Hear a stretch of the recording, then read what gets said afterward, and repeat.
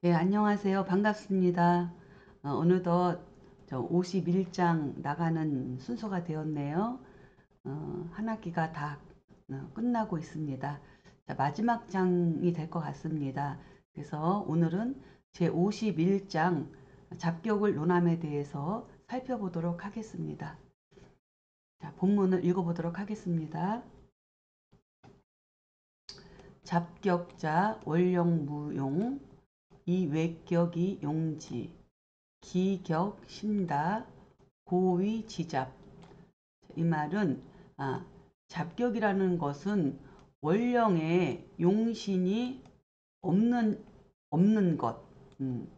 그래서 없을 때 이 잡격, 외격, 잡격을 외격이라고도 하는데 이제는 바로 이렇게 정격에서 벗어난 것, 십정격 외의 격을 외격 또는 잡격이라고도 하는데 이 외격은 조건이 뭐냐면 여기서 이야기하듯이 원령무용이에요. 그러니까는 원령의 용신이 없을 때 외격을 정할 수 있다. 이걸 명심하셔야 돼요. 원령의 용신이 없을 때. 그러니까 원령의 용신이 없다는 것은 본래 이 정격은 팔정격을 얘기하는 거죠. 보통 이 팔정격을 이야기하는 건데 어, 이, 이 팔정격에서 십정격으로 늘어난 것은 비견, 겁재, 양인, 원령인 경우를 용신무용이라고 한 거죠.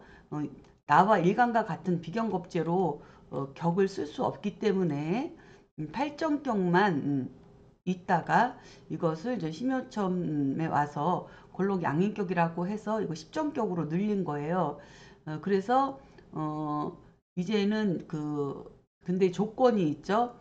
걸록 양인 겁재격에는 정관이나 칠살 또는 식상생재가 이루어져 있으면 정관에서 이루어져 있으면 걸록 겁재 양인격으로 성격을 시킬 수 있는데 어, 정관이나 칠살 또는 식상생재 그쵸 재와 식상이 없을 때는 걸록 양인격이 성격이 되지 않기 때문에 월령이 비경 겁재 양인일 경우에는 이것이 바로 월령 무용에 속한다. 월령의 용신이 없는 것이다. 그렇죠? 이럴 때 전 외격을 잡는 것인데 그럼에도 불구하고 천간으로 정관이나 관살이 있거나 또는 식신생재가 돼서 비경겁재들을 설화시켜서 재를 생산해내는 그런 구조가 되어 있으면 걸록 양인 겁재격이 성격이 되는데 그게 없는 경우에는 이제 외격을 삼아야 된다. 외격으로서 격을 삼아야 한다. 이러한 기준을 명확하게 알고 있어야 이 장을 51장을 이해할 수 있습니다. 그러면 뭐가 잘못됐고 뭐가 바른지 옳고 그른지에 대해서도 판단이 쓰게 될 겁니다. 자, 다시 설명을 드리겠습니다. 음, 다시 보면 잡격이라는 것이 있는데 이거는 어, 원령의 용신이 없을 때 잡격 또는 외격을 정하는 기준이 된다. 그렇죠? 그래서 그러니까는 이 원령의 용신이 없을 때 외격으로서 그것을 예, 용신으로 하는데 그 얘기죠. 그러니까는 원령 무용일 때 외격을 써서 그 외격으로 잡힌 그것을 용신으로 삼아서 그걸 격을 삼는다 이거죠. 용신으로 삼아서 격을 삼는데 그 격이 매우 많아서 그러니까 외격으로 쓰는 종류가 너무 많아서 고로 그것을 잡격이라고 이른다. 잡격이라고 일컫는다. 이렇게 지금 설명을 하고 있습니다. 자, 여기까지 이해 다시 되셨죠? 음, 그래서 저는 해설을 살펴보면 자, 격에는 기본적으로 원래는 팔정격으로 원령에서 용신을 구하는 것이 격 잡는 법이죠.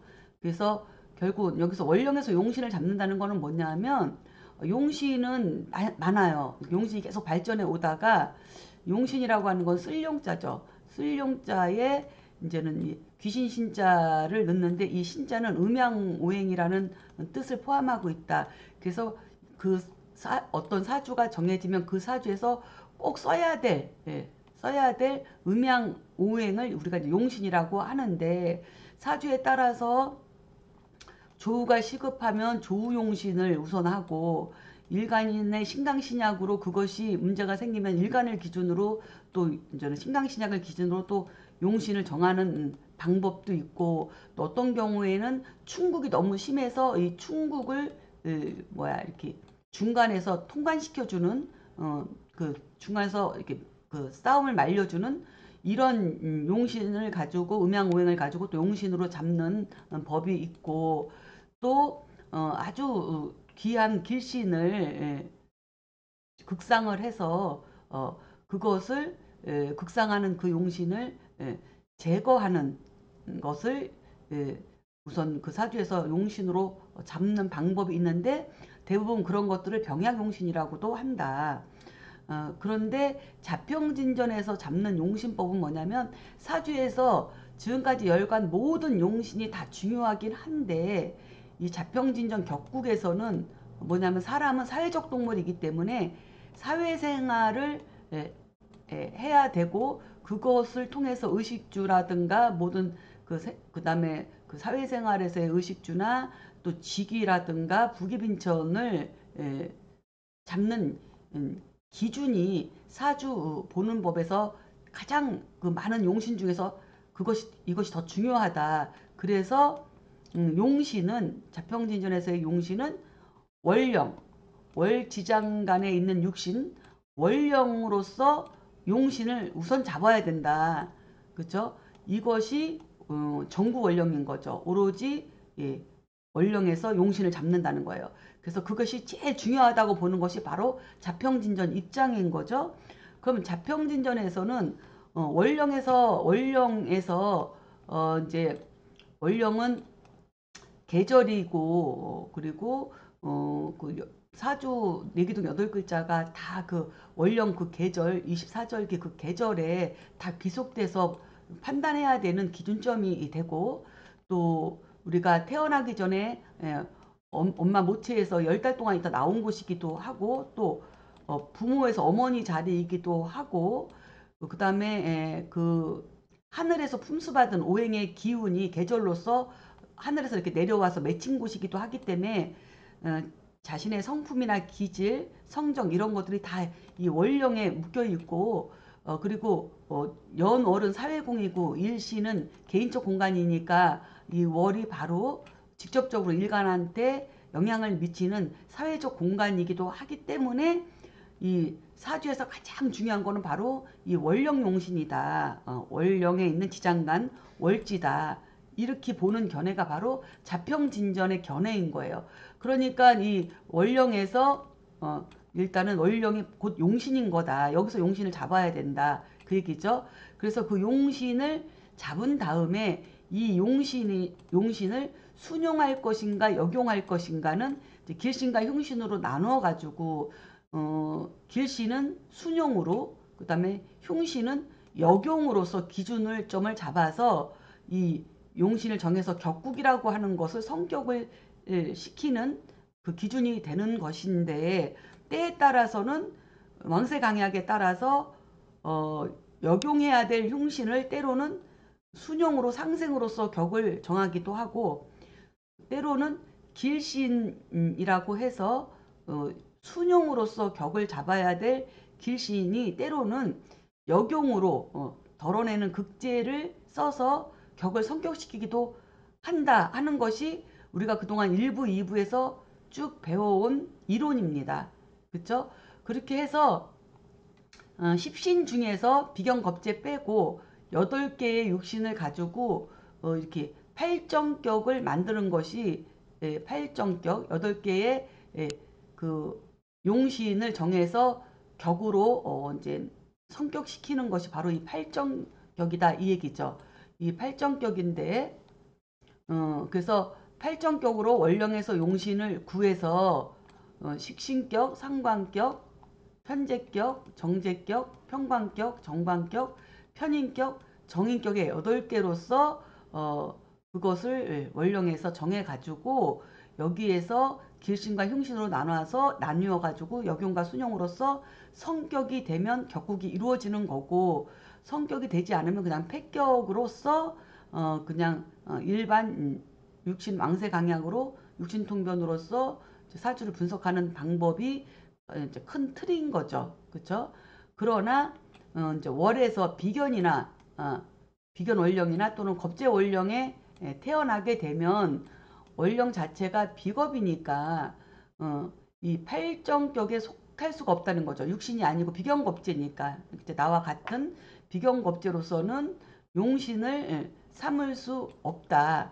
그래서 팔정격만 놓았었는데, 그러나 비견겁재 월령이라 하더라도 천간으로 관살이 드러나서 비견겁재를 재화시키거나, 또는 재성이 드러났는데 식상까지 같이 드러나서 비견겁재를 설기시켜 갖고 재를 생산해내는 그런 조건이 이루어지면 이것을 걸록격이나 양인격 또는 겁재격으로 성격시킬 수 있는 것으로 다시 정리를 해서 십정격을 이렇게 만드는 거죠. 그래서 십정격으로 정리가 되었는데, 근데 이제 비견이나 겁재 월령에 혹시 관살과 재성을 보지 못하면 이때는 걸로 겁재격을 이룰 수 없으니 이때는 외격을 잡아야 된다.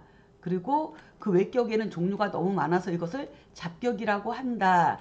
이렇게 이제는 설명하고 있는 것입니다. 이것이 바로 효당 해설입니다. 자, 여기까지 이해를 하시고, 자, 다음 문장 또 살펴보도록 하겠습니다. 대략 요 간두 무간 무살 방성격 여유관살 즉 자유관살 위용 내외 격의 그랬습니다. 그러니까 대략적으로 간두라고 하는 것은 천간의 앞에 연월간이죠. 천간 앞에 간도 없고 살도 없는 것을 요구한다는 거죠. 그러니까는 살도 없어야 된다 이 얘기죠. 그래야만이 비로소 격을 이룰 수 있다.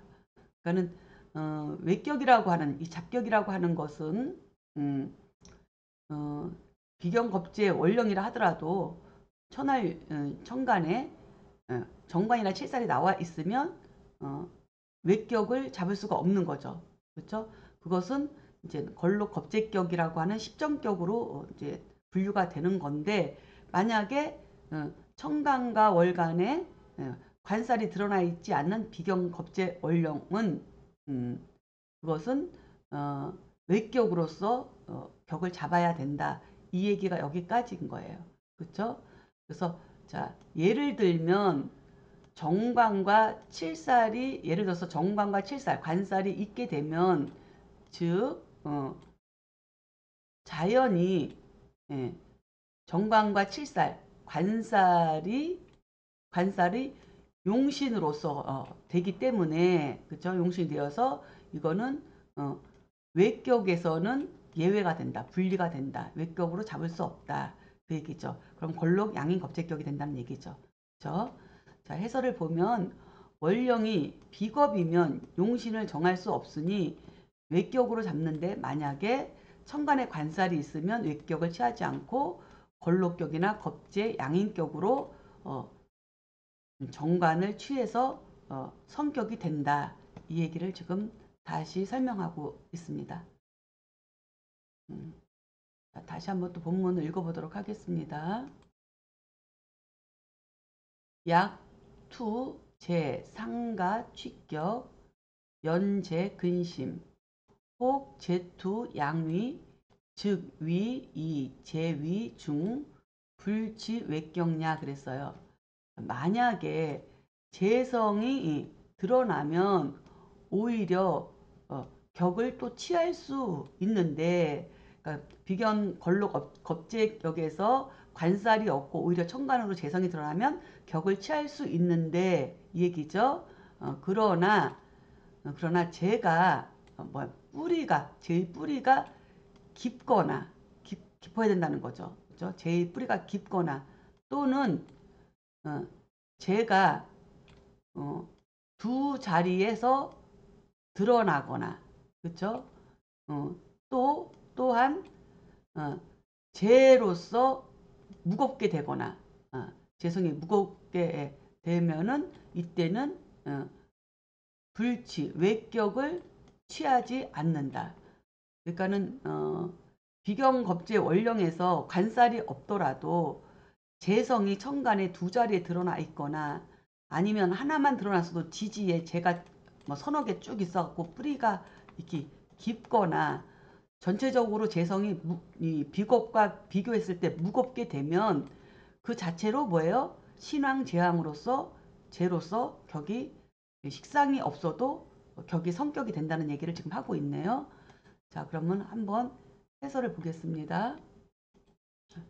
비겁 원령의 경우에 재성을 만나면 관살이 없어도 성격이 되는데 이때는 외격을 취하지 않는다. 예를 들면 재성이 지지에 뿌리가 깊고 천간으로 투관되거나 재성이 천간으로 2개 이상 투관되어 무거우면 그 자체로 격을 취할 수 있다. 즉 지지에 재성에 근이 있고 투관되거나 천간으로 2개 이상 개성이 투출되고 그 다음에 식상의 생활을 받는 재성이 있으면 걸록 양인격으로 성격이 된다.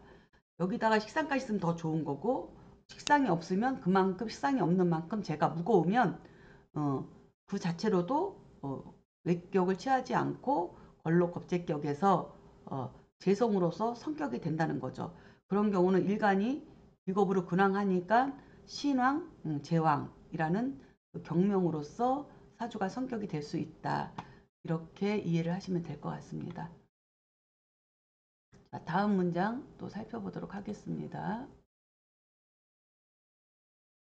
시이 제격 논지 유치오행 일방수기자 취갑을 전 해묘미 임묘진 무생춘월 지류 본시 일파 겁제 이오행 각득기 전체 소위성격 희인노이 최순. 문장이 굉장히 기네요.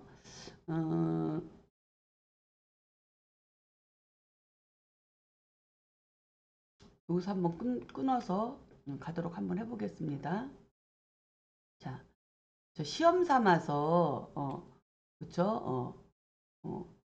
모든 격을 한번 논해 보자는 거죠. 그쵸? 시험 삼아서 그러면 한번 그 외격이 어떤 거가 되는지 한번 시험 삼아서 한번 격을 논해 보자 이 얘기죠. 그러면은 오행이 하나의 방향으로 수기를 취하는 경우가 있다. 그러니까는 사주에서 목이면 목만 다 있다든가 화면은 화면 다 있다든가 그 일간의 오행을 따라서 그 오행이 하나의 방면으로 이렇게 토면 토만 있다든가 금이면 금만 있다든가 이렇게 있는 경우가 있다는 거죠. 그쵸? 있다. 자, 어떤 경우냐면 가불일주가 그쵸? 해묘미 지지에 해묘미 삼합이 있거나 지지에 임묘진으로 전체적인 것으로다가 온전하게 그것을 취하고 또 거기다가 봄에 춘월에 출생한 종류 그죠? 종류가 바로 그런 거라는 거죠. 그래서 이런 경우가 있는데 본래는 일파 하나의 겁재 그쵸? 본래 하나에서 일파에서 갈라진 겁재인데 하나에서 갈라진 겁재인데 오행으로 각각 그 전체를 얻음으로써 그 전체를 얻음으로써 그것으로서 격을 이루게 된 소위 까닭이다. 그렇죠? 여기까지 까닭이다. 그리고 인수가 노출됨을 기뻐하고 그 다음에 전체가 순수해야 격을 이룬다는 거죠. 자, 그러면 한번 해설을 보도록 하겠습니다. 자, 외격을 모두 논해보면 오행이 하나의 기운으로 빼어난 사주가 있다. 예를 들면 갑을목일주가 천간에서 또 갑이나 을을 만나고 지지에서 해묘미 회합을 이루거나 임묘진 방합을 이렇게 만나게 되면 인수곡직격으로 외격을 취하게 되는데, 본래 갑을은 하나에서 분화되어 나온 가지와 잎으로 겁재가 되는데 그 오행이 사주에서 한 가지로 이루어지면 외격을 취하게 된다. 그렇죠? 이때 인성의 생화는 좋고 사주 전체가 수목으로 순수해야 이것이 이제는 진격으로서 이루어진다. 근데 만약에 관사를 본다면 외격에서 제외된다. 그렇죠? 극하는 것을. 그래서 이런 것들이 하나의 외격이다. 그래서 이런 거에는 뭐가 있나요? 뭐 곡직격, 목으로 되어 있는 거 곡직격이 있고, 그 다음에 염상격이 있고, 그렇죠? 염상격. 그 다음에 가색격이 있고, 토로 되어 있는 거, 종역격이 있고, 금으로 되어 있는 거, 그 다음에 윤학격이 있죠. 물로만 되어 있는 거. 이런 5가지는 이렇게 경명이 곡직격, 염상격, 가색격, 종역격, 윤학격이라고 하는 외격의 하나의 종류이다. 이렇게 이제는 설명을 하고 있습니다. 다음 문장 살펴보겠습니다. 여, 개해, 을묘, 을미, 이모, 오상공, 명시야 그랬습니다. 자, 예를 들어서 개해, 을묘, 을미, 이모는 오상공의 명이 바로 이것이다. 이렇게 설명하고 있네요. 자, 그러면 한번 예문을 살펴보도록 하겠습니다. 자, 개해, 을묘, 을미, 이모. 을목일간이 묘월에 출생했어요. 그렇죠? 을목은 묘월에 출생해서 지지가 이렇게 해묘미로 전합을 이루고, 그렇죠? 그 다음에 비겁이 이렇게 나와 있고, 또 인성이 이렇게 천간에 나와 있네요. 그래서 이거는 그냥 곡직격이 아니고, 곡직격은 목으로만 다 되어 있어야 되는데, 그쵸? 뭐 을묘, 뭐 그쵸? 뭐 갑인, 뭐 갑자, 뭐 을해, 뭐 이런 식으로다가 목이 다 돼서 곡직격인데, 이거는 비경겁제만큼 인수도 많기 때문에 이거를 인수곡직격이라고 이름을 붙였다. 인성으로서 목으로 다 목을 향해서 인수만 있으니 인수곡직격, 뭐 이렇게, 또는 뭐 다른 이름을 뭐 월지 비견으로 강하니까 뭐 종간격이라는 말도 있을 수 있지만, 이것은 어쨌든 인수곡직격이라고 하는 경명이 이렇게 만들어진 사주 예문이에요. 자, 해설을 보겠습니다. 자, 예를 들면 개해, 을묘, 을미, 이모, 이것은 오상공의 사주인데 을목일간이 묘월에 출생하니 걸록격이다. 그러나 천간에 재성과 간살이 없으니 외격을 취해야 한다. 천간에서 비경과 인성이 서로 상생하고 월지를 기준으로 해묘미 회합을 이루면 이것이 바로 곡직인수격이다. 곡직인수격은 수생목으로 이루어진 것을 말한다. 이런 것이 이제는 또 외격으로서 부귀한 사주이다. 이렇게 한 방향으로서 그쪽으로 프로페셔널한 그러한 그 역량을 발휘하는 사주가 되겠죠. 자, 다음 또 살펴보도록 하겠습니다. 본문을 읽어보도록 하겠습니다. 운, 역, 희, 인수, 비겁, 지향, 제식, 역길, 관살, 즉, 기의 그랬습니다. 이렇게 인수곡직격 같은 경우에 운에서는 또한 인수, 그 다음에 비겁의 고향, 그러니까 인수나 비겁의 고향이니까, 또는 인수 비겁으로 향하거나 인수 비겁의 고향을 만나는 것을 이것을 기뻐한다. 그렇죠? 기뻐하고, 그 다음에 재성이나 식신으로 향하는 것 또한 길하다. 그렇죠? 재성이나 식상은 내가 강하니까 쟤도 충분히 극해서 취하여 올 수 있고, 식상으로 설기되는 것도 나쁘지는 않다 이거죠. 그러나 관살, 예, 그쵸? 정관이나 칠살 이런 것은 즉 꺼린다, 좋지 않다 이 얘기죠. 그러니까는 이렇게 한 가지 오행으로 순일하게 갖고 있는 것을 거스르는 관사로는 흉하지만 나머지는 모두 괜찮고 가장 좋은 것은 같은 비거분이나 또는 같은 모군이죠. 같은 모군이나 목을 도와주는 인성인 수운이 가장 좋다. 이 얘기를 지금 설명하고 있습니다.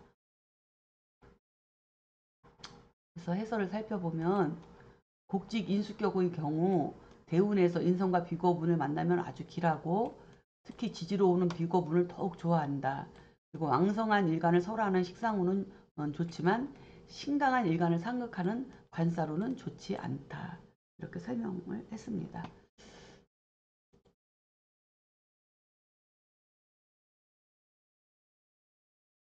또 한번 살펴보도록 하겠습니다. 유, 종화, 취격자, 요, 화출, 지물, 그 다음에 득시, 승령, 사지, 국전. 자, 종화하여서 격을 취하는 경우, 그죠? 그런 경우가 있는데, 예, 합화해서, 합화로 드러난 물상이, 그죠? 물상이, 예, 때를, 예, 때를 얻어서 원령을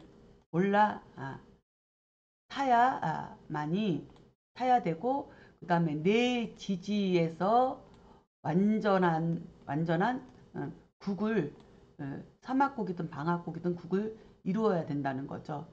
자, 그래서 이거는 저는 종화라는 거예요. 종화격이라고 하는 것은 화기격이라고도 하죠. 자, 해설을 살펴보겠습니다. 자, 일간이 합화하여서 격을 취하는 화기격이 있는데 이 화기격의 성격은 뭐냐면 첫째, 합화한 오행의 계절이어야 한다. 그렇죠? 첫째, 화출한 물성. 그러니까 합화로 나타난 물성. 그러니까 천간에 합화된 오행이 드러나야 되고 요거죠. 3번. 화기 오행이 천간으로 투관되어야 되고 그 다음에 등령에서 원령을 올라타야 된다. 그렇죠? 그러니까 이거는 합한 오행의 계절이어야 한다는 얘기고요. 그 다음에 사지지에서 전합, 국을 이루어야 된다. 삼합이나 방국의 화기오행의 국을 이루어야 한다. 요게 이제는 정리가 된 거죠. 순서는 조금 다르지만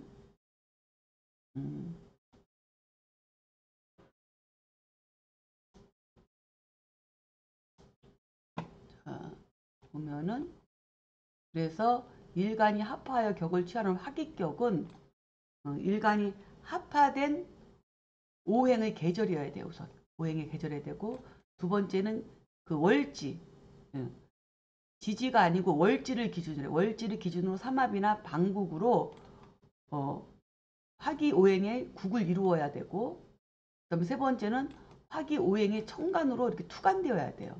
이것이 이거죠. 요화 출지몰 합화된 물건이 천간으로 드러나야 된다는 거. 요게 이제 세 번째죠. 요것이 이거 질문 굉장히 많이 들어오거든요. 이게 합돼서 합화된 오행이 어떻게 되는 거냐 하는 질문을 시시때때로 무지 많이 받아요. 근데 여기 이렇게 딱 정리를 하고 있네요. 화기가 변화해서 화기격으로다가 이게 이렇게 성격이 되려면 이 조건이 세 가지가 이루어져야 된다는 거. 이것이 1, 2, 3 이거를 꼭 기억해 두시기를 바라겠습니다. 자, 다음 문장을 살펴보겠습니다. 여 정임화목 지지전 해묘미 임묘진 이유생어 춘월 그죠? 방위 되기 여기까지 끊으면 이건 뭐예요? 예를 들면 정임이 합하면 합화돼서 목으로 변화하는데 이게 목으로 변화하려면 지지에서 해묘미나 임묘진이 전합을 이루어야 된다는 거예요. 전합을 이루고 그 다음에 또 뭐 한다고요? 봄의 계절이어야 한다는 거예요. 봄의 계절이어야 하고 그래야만이 비로소 대기하게 된다. 대기하게 된다. 그렇죠? 아까 그 조건이 다 맞아 떨어지는 거죠, 이렇게. 예. 그 다음에 부죽, 어. 해, 미, 지월, 역시, 목지, 차등, 지기, 여, 갑술, 정해, 이민, 갑진, 일품, 귀격, 명야 그랬습니다. 자, 뭐냐면 이렇게 돼야지 이게 이제 그 화기격으로 부귀한 사주가 되는데 부죽, 부죽 그렇지 않고 해묘미가 없고 묘는 빠지고 해미의 월이 망지가 빠진 예, 해미월의 경우에는 또한 목의 계절이기 때문에 목의 계절과 연관되기 때문에 그쵸? 어, 그 목의 계절이기 때문에 그 다음 차등 그 다음에 차등의 귀함이 있다. 그 다음으로 귀함이 있다 이거죠. 그래서 예를 들어 갑술, 정해, 이민, 갑진은 일품의 귀를 누린 격이다. 명이다. 그렇죠? 귀격의 명이다. 이거죠. 일품의 귀를 누린 명조이다. 이렇게 지금 설명을 하고 있습니다. 자, 그러면 자, 해설과 한번 예문을 살펴보면 자, 예를 들면 정임합파 목이 되는 일간이 봄에 출생하고 지지에서 해묘미 회합을 이루거나 임묘진 방국을 이루면 화기격으로 성격이 되어 크게 귀하다. 해미로 회합하면 왕지가 빠졌으니 화기격으로 성격은 될 수 있으나 상격은 아니다. 그 다음 단계로 내려앉는다는 거죠. 자, 예를 들면 갑술, 정묘, 이민, 갑진은 일품의 기를 누린 사주팔자인데 이 사주팔자를 살펴보면 임수일간이 묘월에 출생하고 월간의 정화를 만나면 정임합파 목이 되어 된다. 그죠? 연간과 시간에 간목이 투간되고 월령이 목의 계절이고 임묘진이 방국을 이루었으며 인술로 회합하여 정화를 향하고 정화는 임수와 합을 하여 다시 또 목으로 변화한 것이니 이거는 진정한 합기격이다. 이렇게 지금 설명을 하고 있습니다. 한번 살펴보면 갑술, 정묘, 이민, 갑진. 자, 임수일간이 묘월에 출생했어요. 그러면은 이게 묘월에 출생했는데 이 임수일간이 이렇게 정임합으로 합을 했는데 이 임수가 지지에 근이 없어요. 진중의 개수 가장 약한 건데 이것도 진수중으로 깨져서 아예 이 의지처가 없어요. 임수가 양간이라 하더라도 그래서 아주 약해요. 그리고 수생모로 설기가 심해요. 그래서 얘가 혼자 존재할 수 없는 일간이 정임합파 목이 돼야 되는데 합파되는 조건을 갖추고 있나 살펴보는 거죠. 첫째, 합파된 오행의 계절이어야 돼요. 그러니까 목으로 변화됐으니까 목의 계절이어야 되고 1번 됐죠. 두 번째는 삼합이나 방국을 이루어야 되는데 여기 임묘진 그렇죠? 임묘진 방합을 이루고 있어요. 그래서 두 번째도 이것도 됐고 이것도 됐어요. 세 번째는 합파된 오행이 천간으로 투간돼야 돼요. 물성이 투간돼야 돼요. 이것도 됐어요. 이거는 이제 진화격이죠. 그래서 화기격이 완전하게 이루어진 화기격이다. 그래서 아주 부귀했던 사주의 예문이다. 이렇게 지금 설명을 하고 있습니다. 자, 다음 문장 살펴보도록 하겠습니다. 자, 운, 희소, 화, 지물, 여, 소화, 지, 인수, 재상, 역가, 분리, 관살. 자, 이런 화기격의 운은 그쵸? 변화된 물성과 그쵸? 또 변화된 인수를 뭐 한다고요? 기뻐한다. 그쵸? 기뻐하고 그 다음에 재나 식상 또한 가하다. 재성과 식상도 또한 가하다. 좋다. 그죠? 좋으나 근데 관살은 불리하다. 정관과 칠사로는 불리하다. 이렇게 지금 설명하고 있습니다. 해설을 보면 정임합파 목에서 변화된 화기오행은 목이고 변화된 오행을 상생하는 것은 임계수이니 모군과 수우는 기뻐하고 그렇죠? 그러니까는 인수라고 하는 것은 일간의 인수를 얘기하는 것이 아니고 변화된 정의만 목으로 변화된 거에 대한 인수니까 결국 비겁인 거죠. 그렇죠? 그래서 모군과 수우는 기뻐하고 화기오행을 설화하는 병정화의 운과 화기오행이 상극하는 무기토의 운은 무난하나 화기오행을 파극하는 그쵸? 금극목하는 운은 이롭지 못하다. 여기서 관살이 이롭지 못하다는 것은 화기오행의 목을 기준으로 말한 것이다. 이렇게 설명을 하고 있습니다.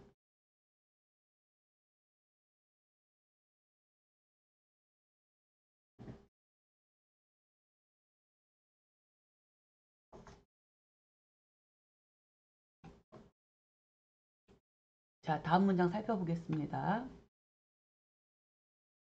유 도충 성격자 이 사주 무제 관이 대면이 충지 요지 중자다 방충 득동 그랬습니다. 도충이 격을 이룬 경우가 있는데 사주에 재관이 없고 그리고 대면해서 그것을 충함으로써 얻어지는 건데 지지 가운데에 이 글자가 많아야 비로소 충으로 움직여서 얻게 되는 것이다. 얻는 것이다. 얻는 것을 요한다. 이렇게 설명하고 있는 거죠.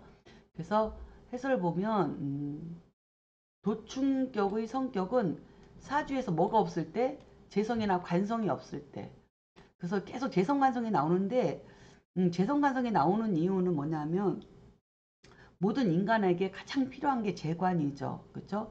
남자한테는 여자라고 하는 재성이 필요하고 여자한테는 관성이라고 하는 남자가 필요해요. 이거 자체가 이미 음양의 짝이에요. 그리고 사회에서는 그렇죠? 재물이 필요한 거고 그다음에 직위가 필요한 거죠. 관이. 그러니까 모든 인간에게는 신강한 사주든 신약한 사주든 재관이 공통의 용신인 거죠. 그렇기 때문에 재성이나 관성이 있으면 그것을 기준으로 해서 뭐 부기빈천을 따지면 되는데 재관이 없는 경우에는 무엇으로 재관이 없다고 해서 돈이 아예 없거나 직위가 아예 없지는 않잖아요.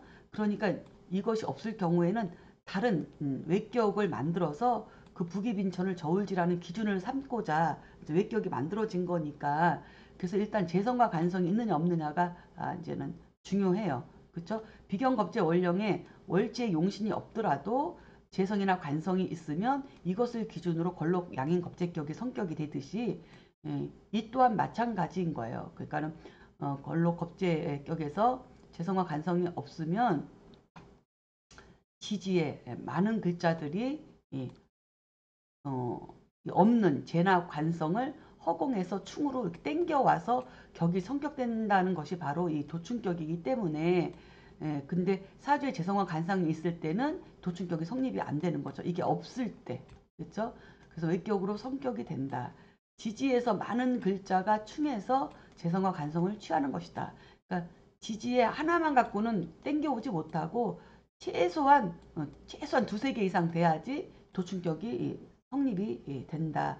이 얘기를 하고 있습니다. 잘 이해가 안 가시면 다음 문장을 또 보면서 설명을 드리도록 하겠습니다.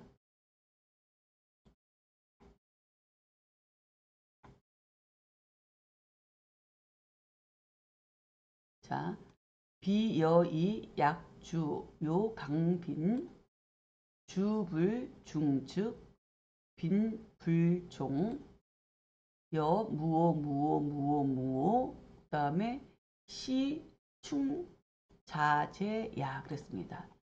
여기서는 비유하자면 약한 주인이 강한 손님을 맞이함으로써, 그쵸? 맞이함으로써 어, 주인이 주인이 물이 주인이 많지 않으면 손님이 따르지 않는 것과 같다. 않는 것 같다. 그래서 예를 들면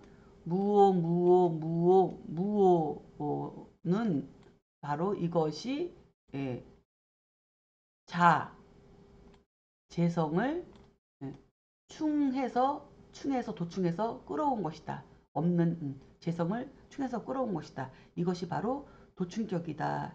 이렇게 지금 설명을 하고 있습니다. 자, 그러면 한번 보겠습니다. 자, 무오. 이런 사주 가끔 있습니다. 예, 그쵸? 그러면 지지에 오화가 쫙 있으니까 이게 뭐예요? 주인이죠. 주인이 많은 거예요. 많으니까 허공에 있는 자수를 이렇게 좌우충해서 이것을 땡겨서 쓴다는 거죠. 그러니까 땅 속에서 흐르는 수를 화가 많이 치열하면 땅 속에 있는 수분을 이렇게 땡겨서 내가 쓰듯이 이 자수를 쓴다. 이렇게 생각을 해보면 좀 쉽지 않을까 생각이 드네요. 이렇게 해서 뭐 두세 개만 있어도 자수. 그러니까는 이 무토일간이 너무 신강한데 재성도 없고 수 재성도 없고 목 관성도 없는데 그쵸? 이 지지에 이렇게 오화가 많으니 자수를 땡겨와서 부자로 부귀하게 살았다. 이 얘기죠. 그쵸? 자수를. 그러니까 이거는 비록 땡겨왔지만 이게 하나가 아니죠. 다 땡겨오니까 네 개가 될 수 있는 거고 그거보다 더 큰 거죠. 이 모든 세상에 자수를 다 끌어온 거죠. 그러니까 큰 부자가 될 수 있는 그런 조건과 여건이 마련되어졌다. 이렇게 살펴볼 수도 있습니다. 자, 그러면 해설을 살펴보겠습니다. 사주에 재관이 없으니 지지에 많은 것을 활용하여 재관을 끌어오는 것이 도충격이다. 예를 들면 무오는 무토일간이 5월에 출생하고 지지에 모두 오화를 갖추고 있으니 오화가 자수를 충으로 끌어온다는 이론이다. 그래서 자수는 재성이 되니 이로써 도충격이 성격된다. 이것이 바로 외격이고 잡격이다. 이렇게 이해하시면 되겠습니다. 또 하나 예가 있네요. 자, 갑인 병호 갑오 시충자 관야 운기 전실 여구 가행 그랬습니다. 자, 갑인 병호 갑오가 뭐예요? 자수 관을 충으로써 충해오는 것인데 그쵸? 운에서 전실되는 것은 꺼린다. 그러니까는 도충하고 있는데 운에서 직접 자수가 운에서 직접 오면은 물질로 직접 오면은 이거는 흉한 거예요. 운에서 오지 않고 허공에 있는 걸 끌어서 썼을 때 무한하게 쓸 수 있는 건데 실제로 이렇게 자수가 오게 되면 이거는 그냥 좌우충이죠. 그러면서 이게 관이든 재성이든 이것이 그 화기운하고 정면 충돌하면서 흉한 흉운으로 이어질 수 있다는 거죠. 그래서 전실이라고 하는 것은 메워지는 거죠. 메워서 채워지는 거, 운에서 직접적으로 오는 거, 물리적으로 오는 거 이런 운은 꺼리고, 그렇죠? 나머지는 모두 괜찮다. 나머지 운은 모두 좋다. 이 얘기를 하고 있습니다. 자, 그럼 예문을 살펴보면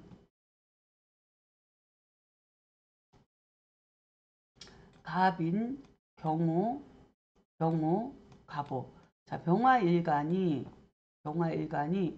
5월이니까 겁재월령에 양인월령에 태어난 거. 양인 겁재월령에 태어났는데 여기서 뭐가 있어야 되냐면 7살, 그쵸? 임수가 있어야 되는데 임수가 없어요. 그러면 재성은 나와 있네, 편재, 그쵸? 편재는 나와 있는데 이 편재는 식상, 그쵸? 토,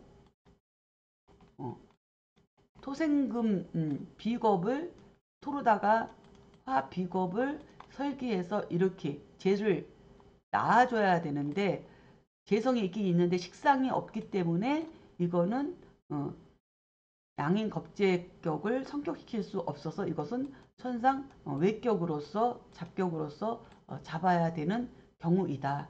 이렇게 살펴볼 수 있네요. 그렇죠? 그런데 보니 이사주는 오화가 이렇게 세 개나 있는 거예요. 세 개나. 세 개나 있어요. 그러니까는 자수를 충해 온 거죠. 근데 이 자수는 병화에게는 정관이 되는 거죠. 그러니까 정관이 되니까 어떻게 해요?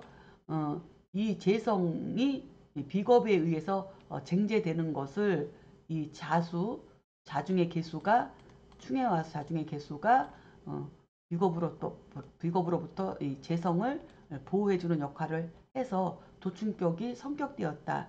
이렇게 살펴볼 수 있습니다. 자, 그러면 한번 해설을 읽어보도록 하겠습니다. 자, 갑인, 경호, 병호, 갑오의 사주는 병화일간이 5월에 출생하고 오화가 사주에 많으니 좌우중으로 자수정관을 끌어오는 것이다. 도충격은 관이 없어야 성격된다.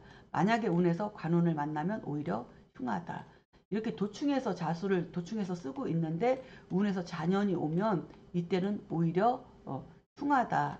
그 얘기를 하고 있죠.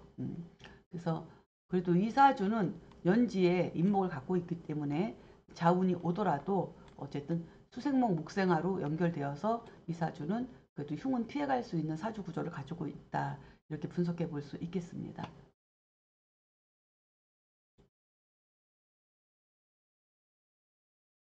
자, 다음 문장 살펴보도록 하겠습니다.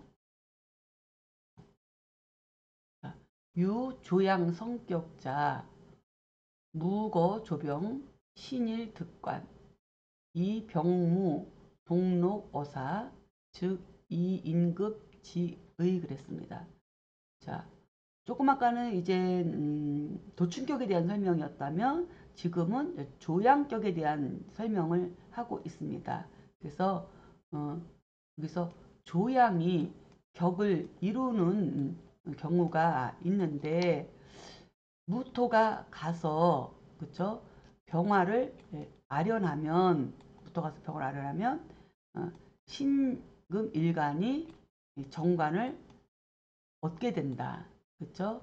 그래서 병화와 무토로서 무토로서 뭐냐면 이것은 사화 그쵸? 사화에서 사화의 록을 같이 공유하고 있으니 즉 뭐예요? 당김으로써 끌어서 당겨 끌어온다는 뜻이 있다. 이렇게 설명을 하고 있습니다. 좀 복잡하긴 한데요. 해설을 한번 살펴보겠습니다. 조양은 일양이 시생하는 새벽으로 자시를 말하는 것인데 신금일간의 자시는 무자시가 된다 이거예요. 무자시. 그렇죠? 아침, 새벽. 시지의 자수, 지장간에 있는 개수가 사와 지장간의 무토를 무게합으로 당겨와서 사와 지장간의 병화가 신금일간의 정관으로 쓰인다는 이론인데 병화는 정관이고 무토는 정인이고 또 신금일간은 그래서 이게 관과 관인의 이덕을 얻어서 귀하게 된다는 이론이에요. 그러나 사주에 축이 있어서 자축을 합을 하거나 천간의 병화나 지지의 사화 또는 간목이 있어서 무토를 갖다 무국토 하게 되면 이것은 조양격의 파격이 된다. 이렇게 설명을 하고 있습니다. 그리고 다음 문장을 살펴보면 요 간두 무목화 방성기격 개유화 즉 무대어조 그 다음에 유목제촉 무지로 그 다음에 이불위아조 그랬습니다. 그러니까는 천간 앞에 목화가 없어야만이 비로소 그 격을 이루게 되는데 대개 화가 있으면 그렇죠? 아침에 예, 아침에 해를 대할 필요가 없고 그 다음에 재성인 목이 있어야 어, 재성인 목이 있으면은 무토와 그쵸? 서로 부딪혀서 노하게 되기 때문에 그래서 어, 나의 조양이 되지 못한다. 그러니까 조양격이 파격이 된다. 그 얘기죠. 해설을 보면 자, 조양격은 연월천간에서 목화 즉 재관이 없어야 비로소 성격이 된다. 이거는 신금일간을 기준으로서 이제 무자시 정신합수 무자시에 생기는 것이 바로 조양격이기 때문에 목은 재성이고 화는 관성이기 때문에 당연히 재관이 없어야 외격을 쓸 수 있는 거죠. 사주에 화가 있으면 아침 해가 필요하지 않고 또 목이 있으면 목이 무토를 상극하니 신금일간은 조양격을 이루지 못한다. 이렇게 지금 설명을 하고 있습니다. 자, 여기까지 외격으로서 조양격까지 살펴봤습니다. 자, 시간이 다 되었으므로 다음 시간에 이어서 수업을 하도록 하겠습니다. 수고하셨습니다.